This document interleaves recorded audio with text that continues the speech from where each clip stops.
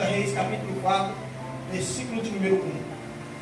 E uma mulher das mulheres dos filhos dos profetas clamou a Eliseu dizendo: meu marido, teu servo, morreu, e tu sabes que o teu servo temia o Senhor.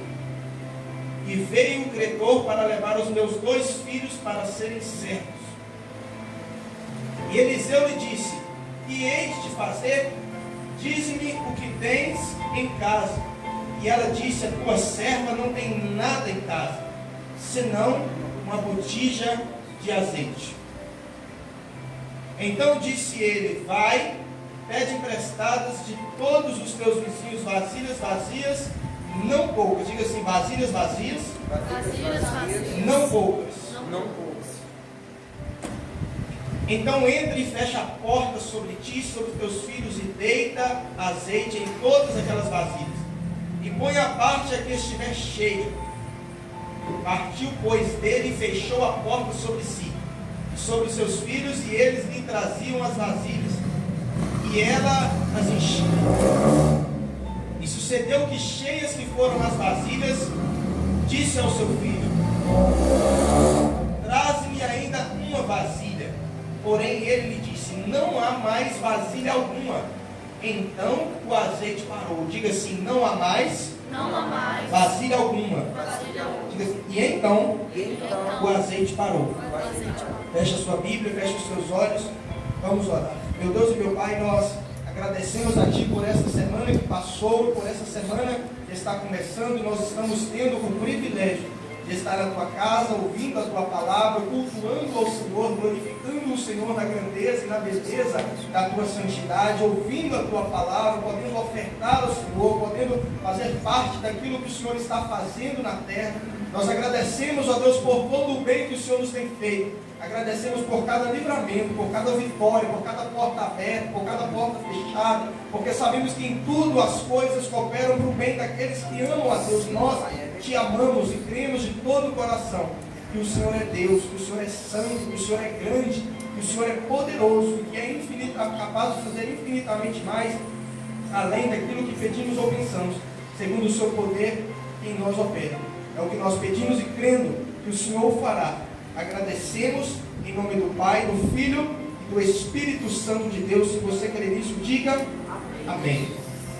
A palavra de Deus diz em 2 Reis, capítulo 4, no versículo 1 até o que nós lemos, ela conta a história da viúva de Sarepta. Ela conta a história de uma viúva que tinha a necessidade de provisão de Deus. Quem aqui você já precisou de provisão de Deus? Diga amém. Amém. O que é provisão? É coisa material. Pastor, mas Deus não, a Bíblia não diz que nós somos abençoados com todas as bênçãos espirituais, então quer dizer que as materiais ficam de fora? Não. A bênção de Deus ela é sempre espiritual quando ela está com Ele.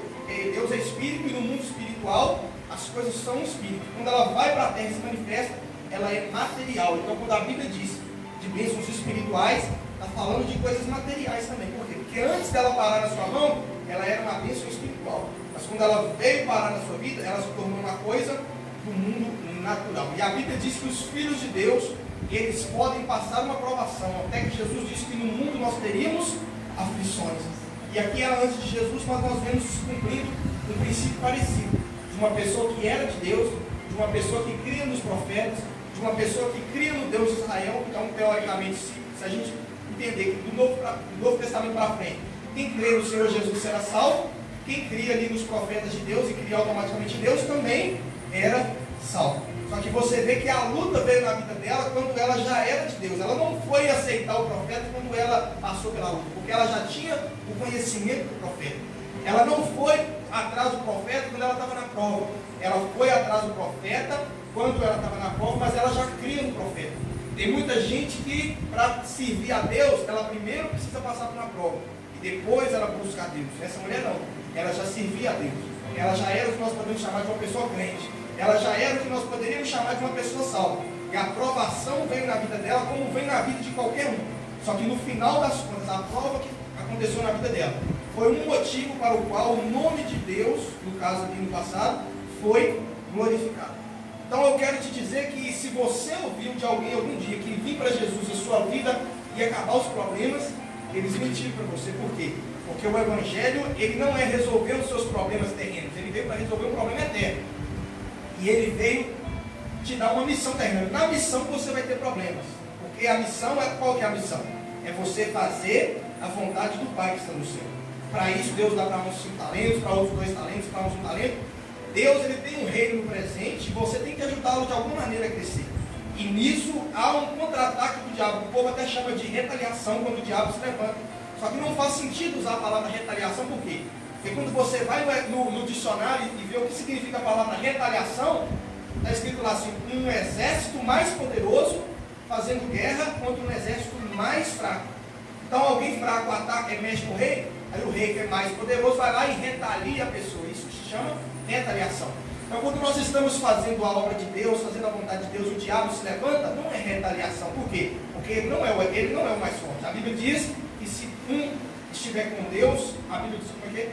O maligno, o mundo jaz no maligno, mas maior é o que está em nós do que o que está no mundo. Então quando o diabo se levantar contra a sua vida, nunca diga assim: nossa, o diabo está fazendo uma retaliação na minha vida. Não, retaliação é o mais forte contra o mais fraco. Ele não é o mais forte, porque você está com Deus. Se você está com Deus, você é o mais forte e ele é o mais fraco. Então quando o diabo, você vê que ele está se andando e você vai lá e fala: não, eu vou lá, vou pregar o Evangelho e vou jejuar pela vida daquelas pessoas e vou orar para que Deus possa operar. Você está retaliando ele, mas ele te retaliar não. O que acontece? Acontece um contra-ataque. Ele vai perder, então ele vai se levantar, ele vai agir, mas o nome jamais pode ser retaliação. E na vida dessa mulher aqui, o que aconteceu não foi uma retaliação, porque tem muito crente que acha que tudo que acontece na vida dele é o diabo. Muitas vezes Deus está permitindo uma situação para o nome dele ser glorificado, como foi essa, e as pessoas estão conversando como se o diabo fosse todo poderoso para agir, fazer o qualquer que ele quisesse na vida dos crentes. Só que na verdade a Bíblia diz que Deus é soberano. Quem que é soberano? Eu faço o que eu quero, o diabo não. Você vê que na vida de Jó o diabo foi até onde Deus permitiu. Isso quer dizer o quê? Que Deus está no controle. Diga assim: Deus está no controle. Então não existe o diabo fazer uma coisa que Deus não estava atento e Deus descansou lá no céu uma hora lá e ele não viu. Não. Se Deus permitiu acontecer na sua vida, a Bíblia diz: todas as coisas cooperam para o bem daqueles que amam a Deus. A prova na vida dessa mulher não veio para trazer fogo, veio para trazer a manifestação da glória de Deus, que foi multiplicar ali o azeite. Então, se você é de Deus, pastor, eu tenho certeza que eu sou de Deus.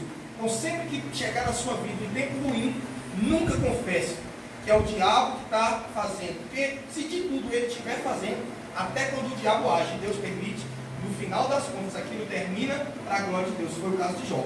Quem arquitetou ali, humanamente falando, aquela história de Jó ali, quem pediu a permissão de Deus para se andar na vida dele, foi o diabo. Mas no final Jó disse: antes eu te conhecia de ouvir falar, mas agora os meus olhos te veem. Por quê? Porque até quando o diabo se levanta, no final, Deus, ele será glorificado. Na vida de quem?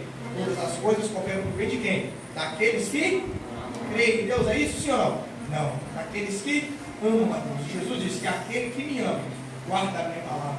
Aquele que me ama, faz a vontade do Pai. Aquele que me ama, busca em primeiro lugar o meu reino. Então não tem a ver com crer apenas, tem a ver com amar a Deus. Então, se você tem consciência de que você procura agradar a Deus com a sua vida, não para ser salvo, mas como uma gratidão, porque você já é salvo, você pode esperar que o que acontecer, Deus está no controle e no final daquilo você vai sair melhor do que entrou.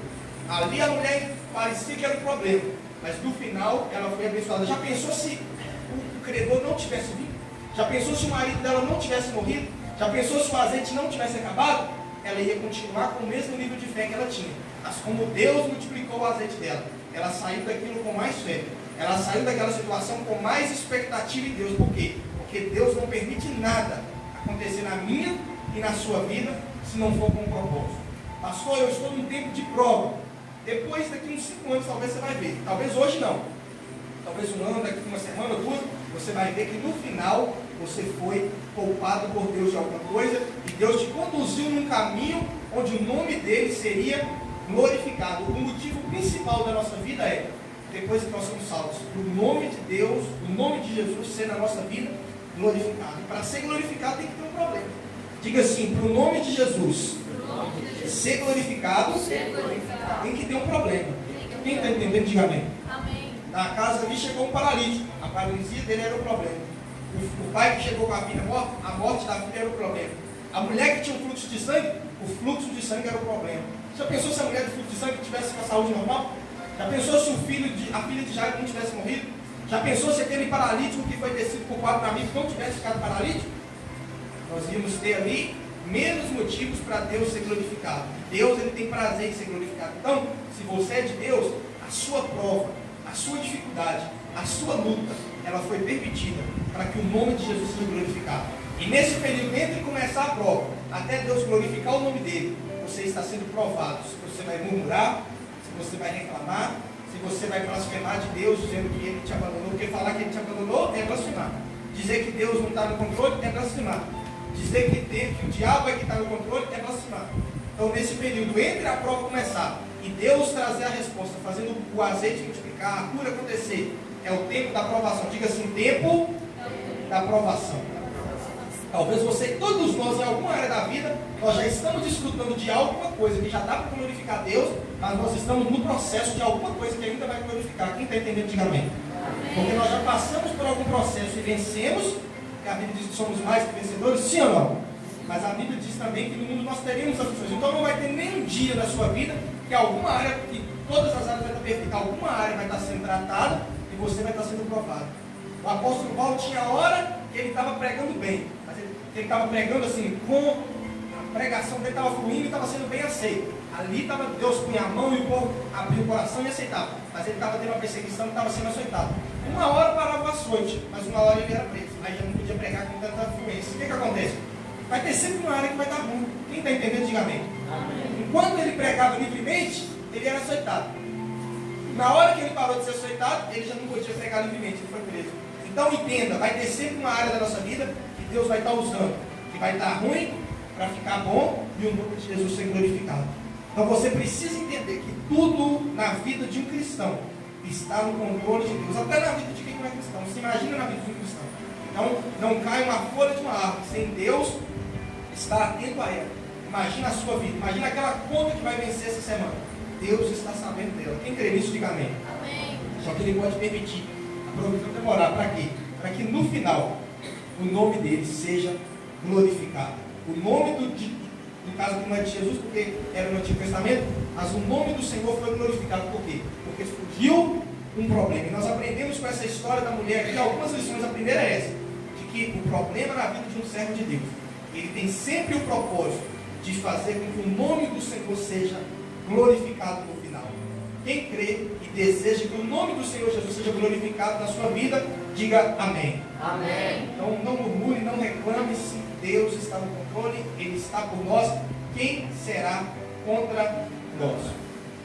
A segunda coisa que nós aprendemos é que essa mulher, ela precisava de bons relacionamentos. Diga assim, bons relacionamentos. Porque o profeta não mandou pegar apenas as vasilhas da casa dela. O profeta mandou ela pegar vasilhas emprestadas. Porque se é emprestada, porque não era dela. Ela pegou com certeza as dela e pegou também as emprestadas. O que eu aprendo aqui? Se você for uma pessoa que quebra alianças facilmente, você está fechando portas para Deus te abençoar. Por quê? Porque no dia que o profeta se manifestou, ela precisou dos relacionamentos que ela tinha. Quem está entendendo, diga amém. Amém. Então, se você é aquela pessoa que está assim, ó, fulano, não precisa dele, não precisa de mim, vamos para lá. Aquela pessoa pode ser um canal que Deus queria te abençoar. Se você disse, vamos para lá, se você fechou a aliança, se você quebrou aquele relacionamento de maneira desonrosa, você pode estar fechando uma porta que Deus poderia querer abrir no futuro. Se você sair de um emprego, saia bem, para um dia que você precisar, você poder voltar. Por quê? Porque quando você fecha as portas aqui na terra, Deus está lá no céu, mas as portas que Ele abre é aqui na terra, sim ou não? Então, se ela tivesse um problema com uma vizinha, ela ia conseguir vasilha, porque ela tinha vasilha na casa dela, só que ela ia conseguir menos vasilhas, então ela seria menos abençoada. Então, quanto mais você tiver bons relacionamentos, se você tiver um bom relacionamento, eu sei que às vezes não dá para ter, mas no que a Bíblia diz em Romanos 12, 18, se possível, no que depender de vós, tende paz com todos os homens. Diga assim, se possível. Se possível. Por que o apóstolo Paulo disse se possível? Ele não disse assim, ó, se vira, tenha paz com todos os homens, porque ele sabia que tem pessoas que não é possível ter um bom relacionamento. Olha lá, ó, se possível, quando estiver em vós, tende paz com todos. O que ele está querendo dizer? Eu sei que tem gente que vai dar problema, mas que o problema não surja com você. que o problema não comece em você, porque você é de Deus. E não, já o mínimo que uma pessoa que é de Deus, ela precisa, para ela herdar o reino de Deus, não ser salvo, é que ela seja uma pessoa que resolve problemas e não cria problemas. Quem está entendendo, diga amém. Porque uma diferença assim, pastor, como que eu sei se eu sou um crente que vou reinar com Jesus ou não? É fácil. Você é mais conhecido por criar problemas ou por resolver problemas? Porque quem é de Deus e vai reinar com Jesus, porque eu posso ser de Deus, ser salvo e não criar problemas, e não reinar com Jesus. Quem está entendendo, diga amém. Mas alguém que é de Deus e vai reinar com Jesus, ele resolve o problema. Ou seja, a pessoa quer brigar, ele quer ficar em paz. A pessoa quer romper e ele quer reatar. A pessoa quer fazer o mal e ele quer fazer o bem por ele. Porque no que depender dele, ele quer estar bem com a pessoa. Então, se tem aquela pessoa que não te suporta, sai. E no que depender de você, você está disposto. É como se você dissesse assim, ó, se quiser conversar, eu estou disposto.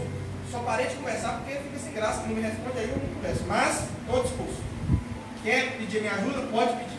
Quem está entendendo o que eu estou dizendo? Diga amém. Amém. Você vai estar com mais portas abertas. Você vai estar com mais gente para te prestar vazio. Você vai estar com mais gente para te estender a mão quando você estiver no fundo do poço. Se um dia Deus permitir, como não foi o caso dela ali, ela ficou sem nada para comer, isso é fundo do poço. Amém ou não amém? Então, quanto mais mãos para te estender, melhor. Sim ou não? E detalhe, ela foi abençoada na proporção dos relacionamentos, na proporção que ela foi capaz de receber. O que eu aprendo com isso?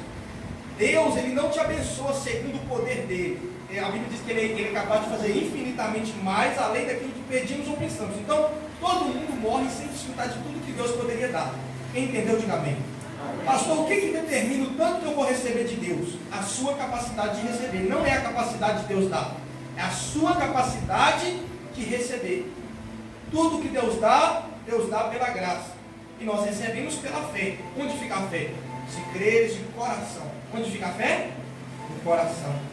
Crê no Senhor Jesus, confessa com a boca, crê de coração. Você crê de coração. Só que se o seu coração estiver mal, o seu receptor está mal. Quem está entendendo, diga amém. Então não tem a ver com o tanto que Deus é capaz de dar. Tem a ver com o tanto que a pessoa é capaz de receber. Quem tem um coração liberado, desprendido de tudo, está livre para receber mais de Deus. Quem tem um coração metade em Deus e metade nas coisas do mundo, ele vai receber metade do que Deus tem para ele. Ele vai viver uma vida extremamente limitada. Por quê?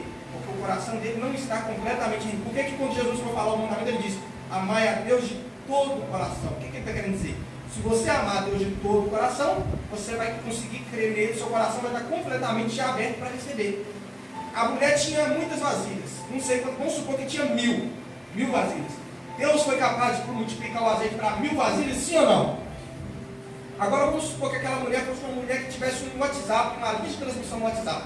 E ela falasse assim: eu vou mandar uma lista, e o profeta mandou pedir vasilha, eu vou mandar na minha lista aqui, gente, estou precisando aqui de vasilhas vazias. Todo mundo da família, o grupo aí da igreja, todo mundo, quem tiver, manda vasilha aqui em casa, que eu vou precisar. Aí ia chegar muito mais de 1000 vasilhas. Quem está entendendo, diga amém. Aí ela manda a mensagem, chega, aí eu visualizo assim: opa, fulano é gente boa, vou pedir um vasilha, vou lá levar a vasilha. Tem um WhatsApp não, amém, irmão? Vou só. Quem está entendendo, diga amém. Amém. Aí a pessoa visualiza e fala assim: nossa, fulano é gente boa, fulano é minha amiga, precisando de vasilha. Vou levar a vasilha tudo, porque sempre que eu preciso dele, ele me ajuda. Sempre que eu preciso. Aí vamos supor que no final das contas tinha 1 milhão de vasilhas. Tinha que pôr vasilha no quintal, vasilha em cima do pé de árvore, vasilha uma em cima da outra. Tinha que comprar mais um lote para pôr vasilha. Quem crê que o mesmo Deus que proveu o azeite para 1000 vasilhas, que nós estamos supondo aqui, teria poder de multiplicar o azeite para 1 milhão de vasilhas? Quem crê, diga amém. Então você percebe que não tem a ver com o tanto de poder que Deus tem. Tem a ver com o tanto de vasilha que você consegue preparar. Agora, se a pessoa recebe a mensagem, fala assim: ó, quer vasilha? Vai comprar. Quer vasilha?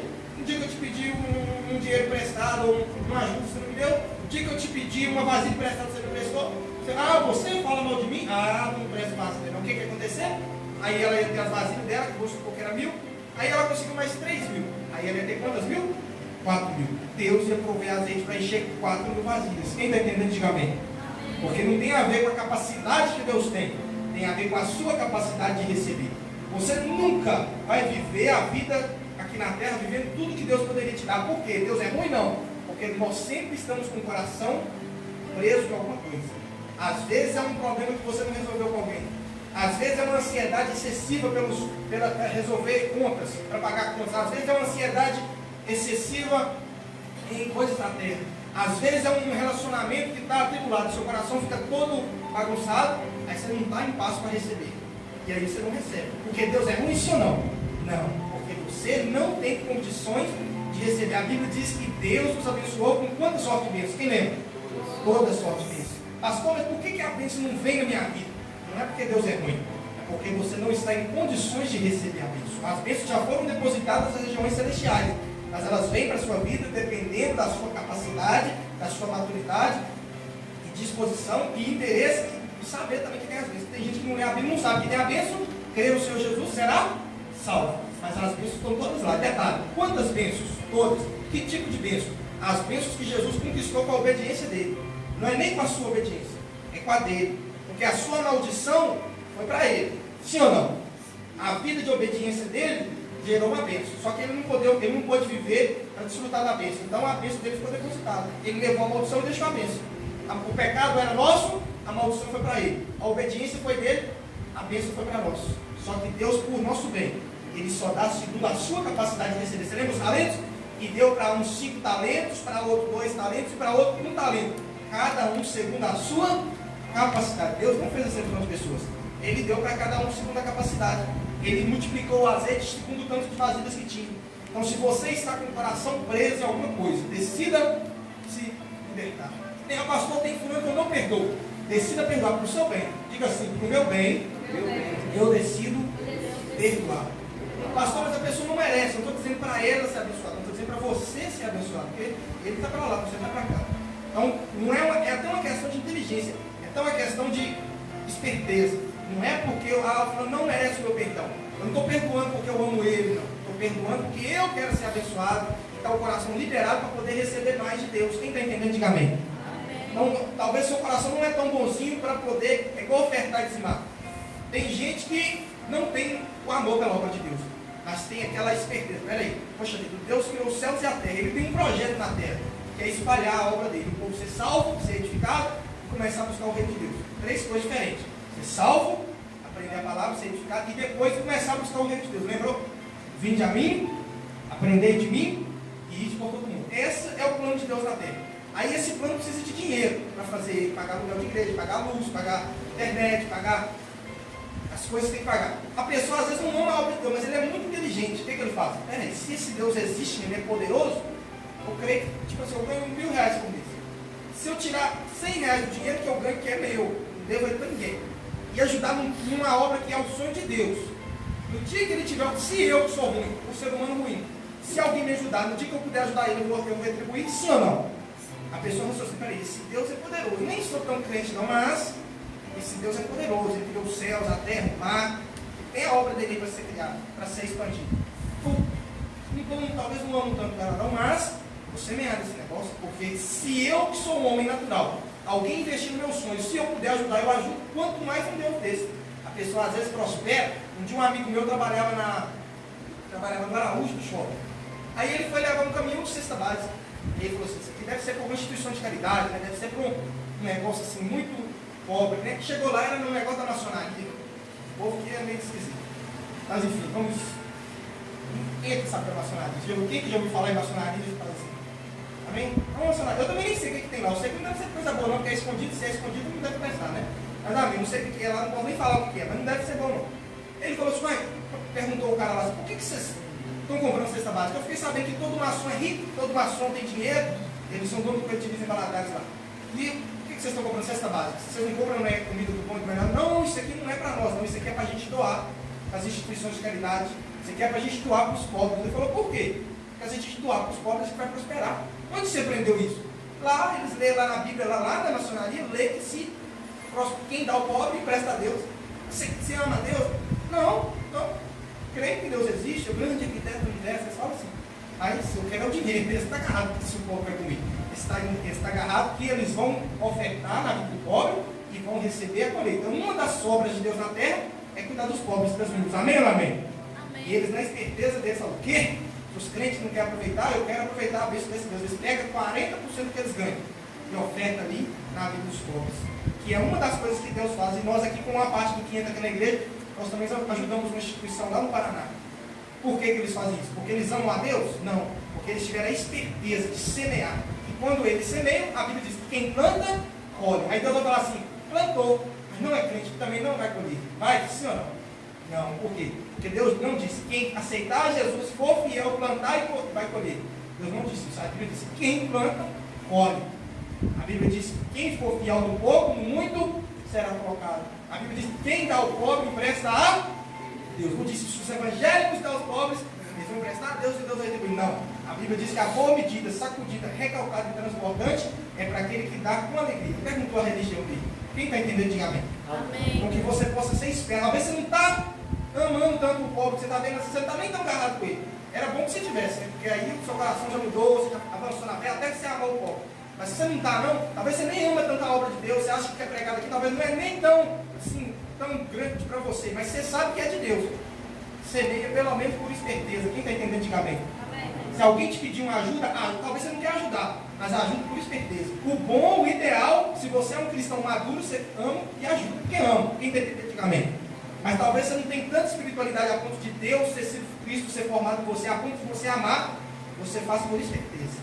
Pastor, eu ganhei dinheiro aqui, não estou sentindo vontade nenhuma de ofertar.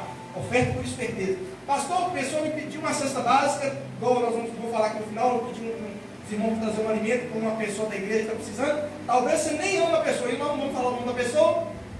Se você não ama, não está nem agarrado, ajuda por esperteza. Por quê? Porque não tem a ver com você amar ou não amar. Tem a ver com você semear. Então tem muita gente que é abençoada, por quê? Porque ele se desprende de uma parte. A parte que é para... A Bíblia diz que Deus dá pão, da semente ao que semeia, e pão para quem come. Semente é para semear, pão é para comer. O que você tem que discernir? Quando é a hora de semear e quando é a hora de comer.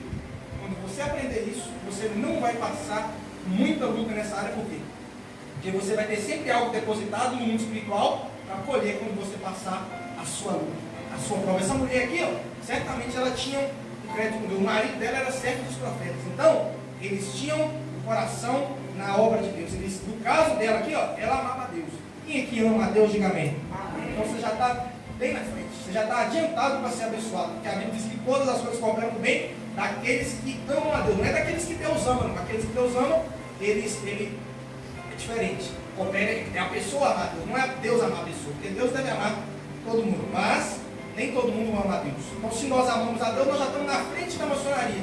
É só a gente ser generoso como eles. Quem está entendendo, diga amém. É só você não guardar mágoa. É só você liberar o coração. É só você decidir ficar em paz. Porque se você ficar em paz, se o seu coração estiver liberado, se você tiver muitos relacionamentos, você vai ter muitas vasilhas. E quanto mais vasilha, mais bênção.